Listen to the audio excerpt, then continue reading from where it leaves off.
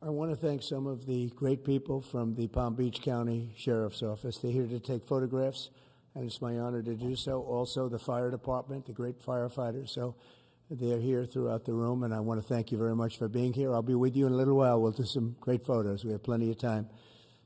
Policemen, policewomen, and firemen, firewomen, they're here, and we appreciate it very much. You've done a fantastic job. I think it's very important to state that incredible things are happening in our country. I think we've made more progress in 3 weeks than they've made in 4 years, especially with respect to the reputation of our country. And people are respecting us again as a country and as a powerful country, and maybe a smart country, but maybe not so smart, because when you look at some of the waste, fraud, and abuse that's being uncovered by DOJ, and the people at DOJ, these are young, often young, but super brilliant people, incredible computer scientists and other things, and they're finding levels of fraud and waste and abuse like I think nobody ever thought possible. But before we do that, I just want to ask Will to come over. I've just finished signing some executive orders, and if we could start with that, Will, you might want to come up here and just explain what we did. Thank you. Good afternoon, y'all. A short while ago, President Trump signed three items. The first is an executive order relating to the affordability and availability of in vitro fertilization and other fertility treatments. These are treatments that have become unaffordable for many Americans, or have been unaffordable for many Americans. And the executive order is a directive to the Domestic Policy Council to examine ways to make IVF and other fertility treatments more affordable for more Americans. The second item that we signed was a presidential memorandum imposing radical transparency requirements on government departments and agencies, in keeping with President Trump and the administration's broader commitment to governmental transparency. What this presidential memorandum would do is require, as waste, fraud, and abuse is uncovered, as programs are canceled, and ultimately as taxpayer dollars are saved, this presidential memorandum would require departments and agencies to make all of the details of that freely available to the public. Lastly, we have another executive order that President Trump signed relating to independent agencies. This executive order would establish important oversight functions in the Office of Management and Budget and its subsidiary office, OIRA, supervising independent agencies and many of their actions, and also reestablishes the longstanding norm that only the President or the Attorney General can speak for the United States when stating an opinion as to what the law is. Thank you very much, Will. That was the primary purpose of this conference, to explain that they're all very important in their own way. Fertilization, I've been saying that we're going to do what we have to do, and I think the women and families, husbands, are very appreciative of it. But that was it. I do want to say while I'm up here, I've been contacted by some of the biggest companies in the world, and because of what we're doing economically and through tariffs and taxes and incentives, they want to come back into the United States. And we'll be announcing various very large companies, the biggest actually, and they'll be coming back, having to do with chips and having to do also with cars and lots of other things. We're going to be announcing some very, very big, momentous decisions are being made by companies all around the world, the biggest, and they want to come back into the U.S. Car plants are being canceled in other locations now because they want to build them here. And you read about a couple, not that I want to mention names or anything, but you read about a couple of big ones in Mexico just got canceled because they're going to be building them in the United States. And that's very simply because of what we're doing with respect to taxes, tariffs, and incentives. And I think it's a very important thing. And you'll be seeing this over the next probably over the next 2 years, to be honest, but you're going to see a lot of it over the next couple of weeks. A lot of big ones are going to be announcing. And so while we're here, I guess we can take a couple of quick questions. Go ahead, please. Please. Mr. President, have you decided specifically what the auto tariff rate should be? Yeah, I probably will tell you that on April 2nd, but it'll be in the neighborhood of 25%. What about semiconductors and pharmaceuticals? It'll be 25% and higher, and it'll go very substantially higher over a course of a year. But we want to give them time to come in because, as you know, when they come into the United States and they have their plant or factory here, there is no tariff. So we want to give them a little bit of a chance. Yes, thank you. The EU, I'm sorry, Andrea Shalal, the EU representative is going to be here in Washington next week. I'm sorry, tomorrow. He's going to be meeting with Hassett and Greer and Letnick. What can the EU do to sort of avoid the reciprocal tariffs that you've talked about? And, you know, you've talked a lot about the VAT. Do you expect them to reduce that? Well, they did already, as I understand it, reduce their car tariff all the way down to what we have. And a lot of that will take place, and I think some won't do it and some will do it. But the EU had a 10% tax on cars, and now they have a 2.5% tax, which is the exact same as us. So already we've saved a tremendous amount. That would be great. If everybody would do that, then we'd all be on the same playing field. Because essentially what we're doing with the tariffs is, you know, they charge us, we charge them, same amount. And it's called reciprocal, actually. And whatever they charge us, we're charging them. And so the EU is, you know, I appreciate that they did this, but, you know, the EU has been very unfair to us. We have a deficit of $350 billion. They don't take our cars. They don't take our farm products. They don't take almost anything. They take very little. And we're going to have to straighten that out. And we will. I have no doubt about it. Yeah, go ahead, please. Thank you, Mr. President. Could you tell us a little bit more about the Russia talks, your impression of how they went today, and if you're perhaps more confident or less confident of a deal after what happened today? Well, much more confident. They were very good. Russia wants to do something. They want to stop the savage barbarianism. I mean, what's going on over there? It's soldiers are being killed by the thousands on a weekly basis. It's ridiculous. And they're not American soldiers. They're Russian soldiers, and they're Ukrainian soldiers largely, although a lot of Koreans have been killed, as you know. Quite a bit of them have been killed. They came over to fight, and a large portion have been wiped out. But we want to end it. It's a senseless war. It should have never happened, would have never happened if I was president, and it's a shame to see it. And I see pictures that you don't see, but I see pictures of fields that look just horrible. It looks like Gettysburg. If you see the old pictures of Gettysburg, it's soldiers lying all over the field, body parts all over the field. They're all dead. And this is going on a daily basis. It's a horrible thing. Both Russia and Ukraine, they're losing thousands and thousands of soldiers, and a lot of people have been killed, too. I think that's one of the things that you'll see historically and you'll see later on as it goes along. I think people are going to be surprised at how many people, not only soldiers, have been killed in Ukraine. A lot more people than you think. Yeah, please. President Trump, as part of a peace deal with Putin, would you be willing to consider removing all American troops from Europe? Well, nobody's asked me to do that, so I don't think we'd have to do that. I wouldn't want to do that. But that question's never really come up. Yeah. Please. Sir, do you support stationing European peacekeeping troops in Ukraine as part of this peace deal? If they want to do that, that's great. I'm all for it. If they want to do that, I think that'd be fine. I mean, I know France has mentioned it. Others have mentioned it.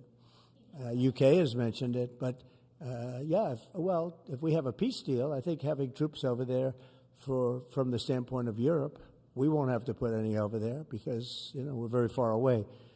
But having troops over there would be fine. I would not object to it at all. We're talking about this now, peace. We have either a ceasefire or a peace itself, and we're looking to do both. We'd start off with the ceasefire, and if they want to do that. I know France was willing to do that, and I thought that was a beautiful gesture. Yeah, please.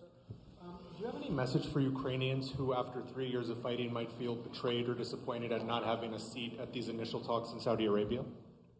Well, I think I'm really disappointed in what's happened. I've been watching this for 3 years. It's a war that would have never happened if I was president, and I've been watching these people being killed at levels that you've rarely seen, not even close, since the Second World War. And I'm very disappointed. I hear that, they're upset about not having a seat. Well, they've had a seat for 3 years and a long time before that. This could have been settled very easily just a half-baked negotiator could have settled this years ago without the loss of much land, very little land, without the loss of any lives, and without the loss of cities that are just laying on their sides. You have those magnificent golden domes that are shattered, will never be replaced. You can't replace them. 1,000-year-old domes that are so beautiful, you can't replace that.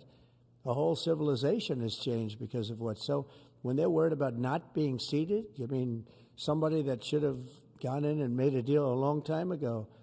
You could have made a deal. This is one that could have made a deal. There was no talk of this during the Trump administration. Putin would have never, ever done it.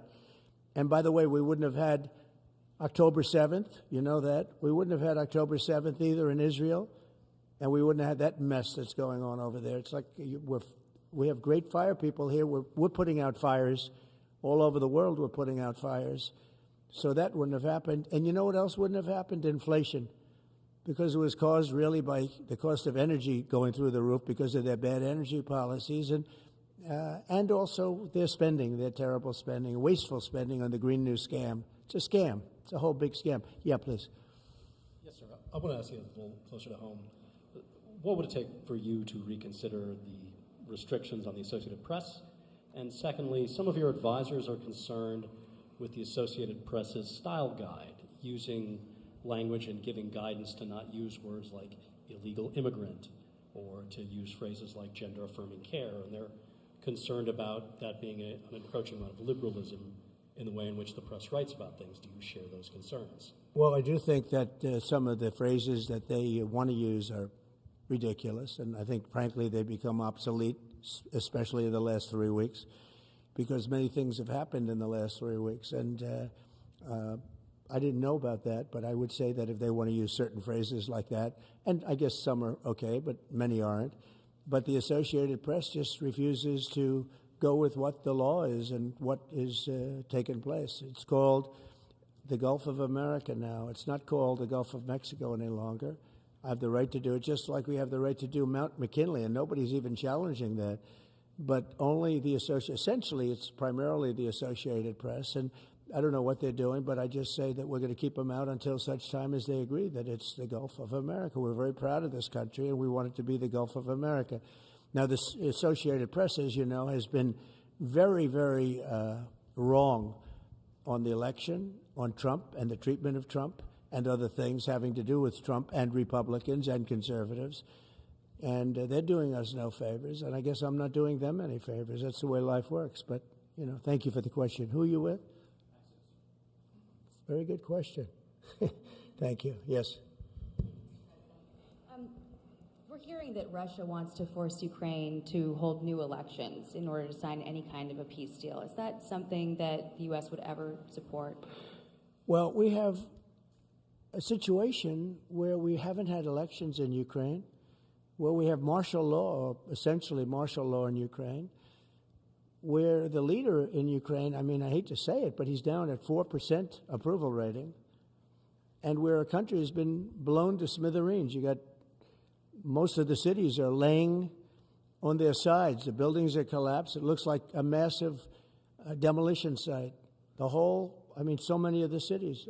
They haven't done it in Kiev because I guess they don't want to shoot too many rockets in there. They've done it 20%, but they haven't done it 100%. If they wanted to do it 100%, it would probably happen very quickly. But you have cities that are absolutely decimated.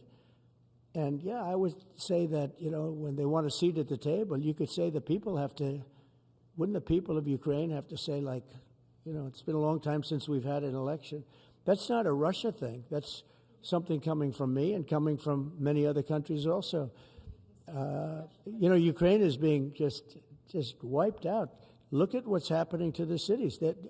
There are cities, there's not even a building standing. It's a massive, you talk about Gaza.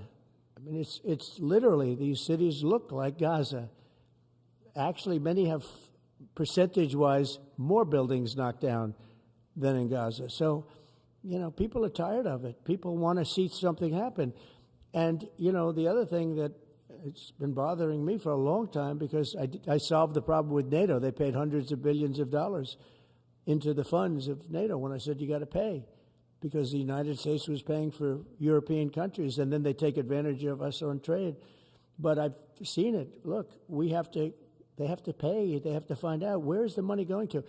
We have, I believe President Zelensky said last week that he doesn't know where half of the money is that we gave him. Well, we gave them, I believe, $350 billion, but let's say it's something less than that, but it's a lot. And we have to equalize with Europe, because Europe has given a very much smaller percentage than that. I think Europe has given $100 billion, and we've given, let's say, 300 plus, and it's more important for them than it is for us. We have an ocean in between, and they don't.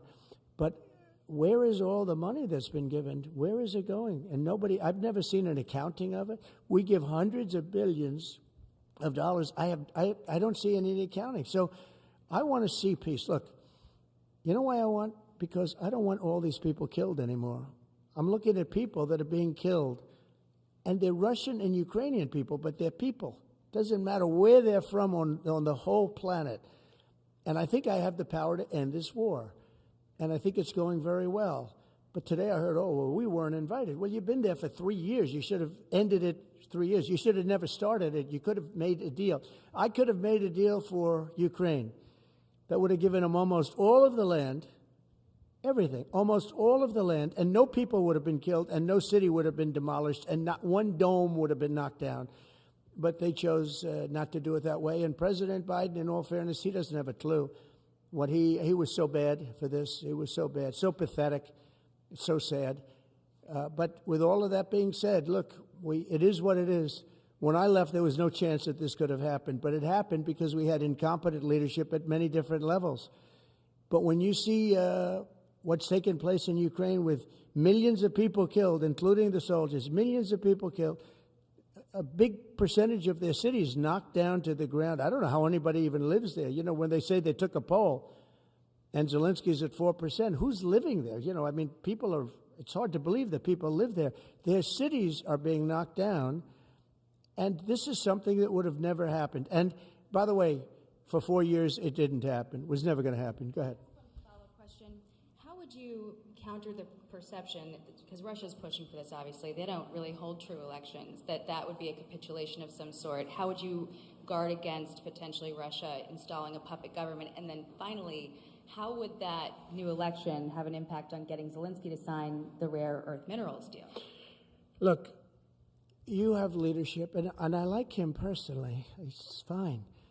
But I don't care about personally. I care about getting the job done. You have leadership now that's allowed a war to go on that should have never even happened, even without the United States. Look, we had a president who was grossly incompetent. He had no idea what he was doing. He said some very stupid things, like going in for portions and all of the things. He made a lot of bad statements, but he's grossly incompetent, and I think everyone knew that. This is something that should have never happened, would have never happened. And I used to discuss it with Putin. President Putin and I would talk about Ukraine. It was the apple of his eye, I will tell you that. But there was never a chance of him going in. And I told him, you better not go in. Don't go in. Don't go in. And he understood that. He understood it fully.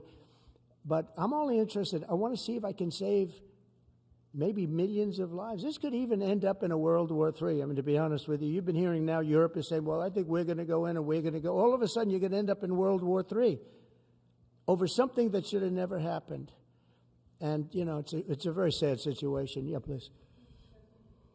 In a court filing, the White House said that Elon Musk is not a DOJ employee and has no authority to make decisions. Can you clarify for us today well, what Elon his Musk, exact role is there? Yeah. Elon is, to me, a patriot. So, you know, you could call him an employee, you could call him a consultant, you could call him whatever you want. But he's a patriot. I mean, look at the kind of things. I just said, just write it down, just in case that question got asked, right? And which I'm surprised it took so long, actually. But you know what? Ukraine's a bigger deal because people are dying by the thousands a week, thousands.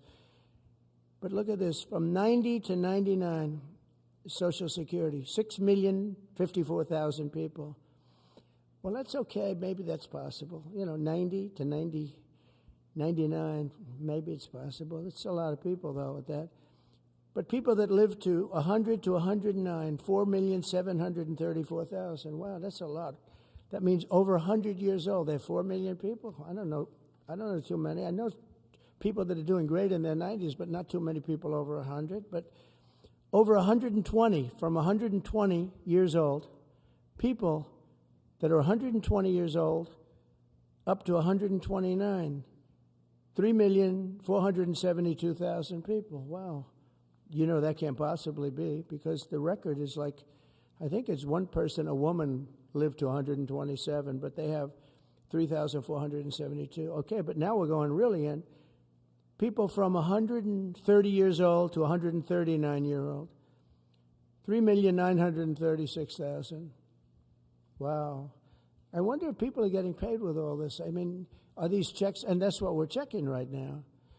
People from 140 years old to 149 years old, 3,542,000, 140 years old and beyond. Now we're really going, because we're looking to break the record by 25 years.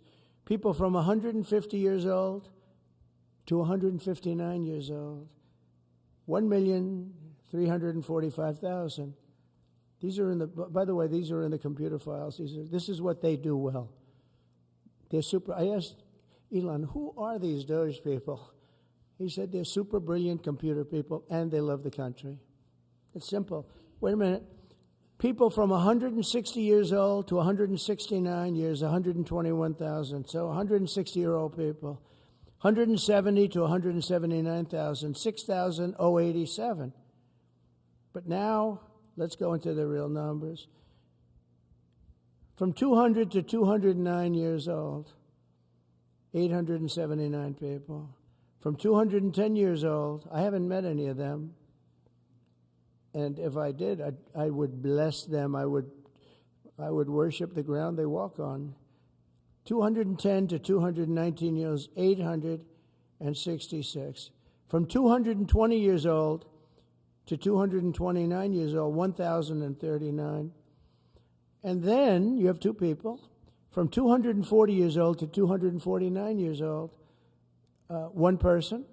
And there's one person that's 360 years old. That's just that. And then, where's the money being spent, right? Let's go into that for just a second.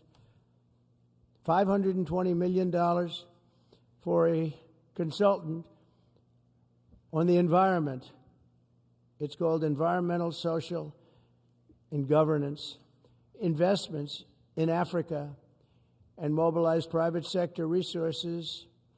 $520 million. Somebody got $520 million for an environmental, sounds like an environmental study.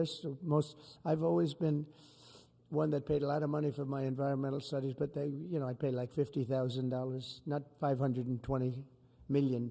$520 million for ESG. $25 million to promote biodiversity, conservation, and promote licit livelihoods by developing socially responsible behavior in the country of Colombia. Well, it's nice. $25 million to go into Colombia for something that nobody ever heard of. $40 million to improve the social and economic inclusion of sedentary migrants. $40 million. $42 million for Johns Hopkins, great place, to research and drive social and behavior change in Uganda. $42 million. What about us? What about social change in our country? $70 million for a center at Purdue to research university-sourced, evidence-based solutions to developmental challenges. I mean, these are massive numbers on things that nobody ever heard about. $10 million for Mozambique voluntary medical male circumcisions. $10 million for circumcisions in another country. $9.7 million for UC Berkeley to develop a cohort of Cambodian youth with enterprise-driven skills. In other words, let's teach them something about enterprise. What about our people? Can't we teach them about enterprise? $2.3 million for strengthening independent voices in Cambodia. $32 million to the Prague Civil Society Center, which is a very liberal group of people. Wonder how much of that money came back to the people that approved it. $14 million for improving public procurement in Serbia. $486 million to the Consortium for Elections and Political Process Strengthening, including $22 million for inclusive and participatory political process in Moldova, and $21 million for voter turnout in India. Well, why are we giving $21 million to India? They got a lot of money. They're one of the highest taxing countries in the world in terms of us. We can hardly get in there because their tariffs are so high. I have a lot of respect for India. I have a lot of respect for the Prime Minister. He just left, as you know, 2 days ago. But we're giving $21 million for voter turnout. It's voter turnout in India. What about, like, voter turnout here? Oh, we've done that, I guess. We did $500 million, didn't we? It's called the lockboxes. $20 million for fiscal federalism in Nepal. Listen to these numbers. This is all fraud. $19 million for biodiversity conservation in Nepal. $1.5 million for voter confidence.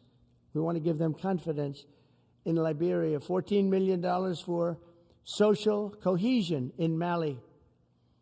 $2.5 million for inclusive democracies in South Africa. $47 million for improving learning outcomes in Asia. Asia's doing very well.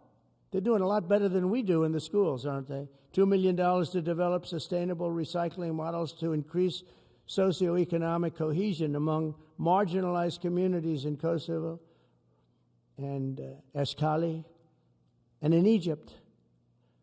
We're talking about hundreds of billions of dollars. I could, by the way, I could read this all day long. I could go on all day long, and you'll see hundreds of billions of dollars, and we're doing it. But when I saw the Social Security numbers, I said, wow, that's really something. So we have, let's just go above 100 years old. We have millions and millions of people over 100 years old. Everybody knows that's not so. We have a very corrupt country, and it's a sad thing to say, but we're figuring it out. Now, the good thing about Social Security and what I read is if you take all of those numbers off, because they're obviously fraudulent or incompetent, but if you take all of those millions of people off Social Security, all of a sudden we have a very powerful Social Security with people that are 80 and 70 and 90, but not 200 years old. You know, so it's a very positive thing. How about over here? Yeah, please. Your reaction to Michelle King, the head, resigning after the day? Who resigned? The head of Social Security. I don't know. I mean, I resigned or got fired. I think got fired. You know, when you fire somebody, they always resign, and then they say, we resigned. But when you have numbers like that, I think really it's got fired. They have to get fired. Who would keep them? How could you have numbers like this? Now, the big thing is, how many of these people got paid? Were they getting paid? Were they getting paid? How many of them were getting paid Social Security? Because if that's the case, it's a massive fraud. We'll have to call those great Palm Beach police into this situation, right? You guys would figure that out very quickly. But how many of them are being paid? I mean, maybe millions of them, but it's a total fraud. Also, a lot of illegal immigrants are in Social Security that shouldn't be there. Yeah, please, go ahead. Mr. President, there was a big wave of probationary federal workers who were fired over the weekend. Some of these workers focused on nuclear weapons security were immediately rehired. Do you have any concerns about how these terminations have played out? No, not at all. I think we have to just do what we have to do. It's, you know, you're going to, it's amazing what's been found right now. It's amazing. If we feel that in some cases they'll fire people and then they'll put some people back, not all of them, because a lot of people were let go. Don't forget, I got elected on the basis of making our government stronger and smaller, because we have millions of people that obviously they're paying millions of people that shouldn't be paid. And that has also to do with workers. Yeah, please. No, go ahead. Axios, New York Times. Mr. President, given your concerns about corruption, you said that if there were any conflicts of interest with Elon Musk, you wouldn't let him anywhere near it. That's right. Doge and SpaceX employees are now working directly at the Federal Aviation Administration and the Defense Department. agencies that have billions of dollars in contracts with Musk's companies or that directly regulate his companies. How is that not a conflict of interest? Well, I mean, I'm just hearing about it, and if there is, and he told me before I told him, but obviously I will not let there be any conflict of interest. He's done an amazing job. They've revealed, in fact, he's going to be on tonight, a big show called Sean Hannity at 9 o'clock, and he's on and I'm on, and we talk about a lot of different things. And any conflicts, I told Elon, any conflicts, you can't have anything to do with that. So anything to do with possibly even space, we won't let Elon partake in that. Yeah, please. On immigration, sir, you said you would be sending the worst of the worst to Guantanamo Bay. What we're finding out is that there are a lot of low-risk migrants who don't have a criminal background who are also being sent. Are you thinking about this differently now? No, they're going to be brought back to their countries. And with some persuasion, every one of those countries, everyone in the, as you know, every country is taking the people back. So some of them are going to be brought back to, many of them, any of them that are low risk, as you say, are going to be brought back to their countries. Yeah, go ahead, please. Can you give us a bit of an update on where you stand with Venezuela? It's oil. There's basically a monthly license that can soon extend.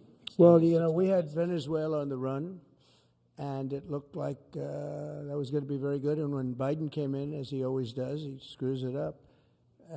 And they started buying millions and millions and millions of dollars of oil, billions of dollars actually, of oil, and it gave them a new life, a new really lease on life. But we'll see. We had some pretty good discussions with a lot of people within our government and the United States government that are involved in that. And Venezuela's a little bit early, but, you know, we were not buying from Venezuela. When Biden came in, for whatever reason, instead of just taking the beautiful, as I call it, liquid gold, we have more than anybody, they started paying a fortune to Venezuela. And we're looking at that, actually. Why did they do that? Why were they doing that? Why would they go to the enemy and give them billions and billions of dollars? Now, with that being said, as you know, Venezuela has said very strongly they will not take any illegal immigrant, any of the people that they sent over to us. They sent their gangs, probably the worst gang anywhere in the world, as bad as MS-13, maybe worse, and they came out of the jails of Venezuela. They emptied their jails into our country, and they said, we'll never take them back. Well, they took them back, and they're taking them back, and they are taking them back rapidly. They were sending a lot of people to Venezuela. They said they wouldn't take them back, and they are taking back. But we're looking at Venezuela very seriously, and we're going to be able to. Don't forget, I've only been here for 3 weeks. Yeah, please. Just a little clarity on, are you inclined to continue to allow Venezuela, through, I think, Chevron and other oil companies, to export those petroleum products, or are you maybe trying not to pull back? Yeah, maybe not. We're looking at that now. I just got here. When I left, they weren't doing anything. They were ready to go. We give up. And then Biden came along and he gave them literally billions of dollars. I couldn't believe it, actually. And we have so much under our feet, liquid gold. We have so much, and it was pretty amazing. So we're looking at the whole situation, why he did it. All right, how about one more? Yeah, please. What can you tell us about the CIA drone flights over Mexico? Is this the next step in the war against the cartels? Well, we're going to see. Should they have authority to take lethal action? Mexico's allowed a tremendous number of people to go through their country into ours, and even people coming from Mexico, and illegals, totally illegal.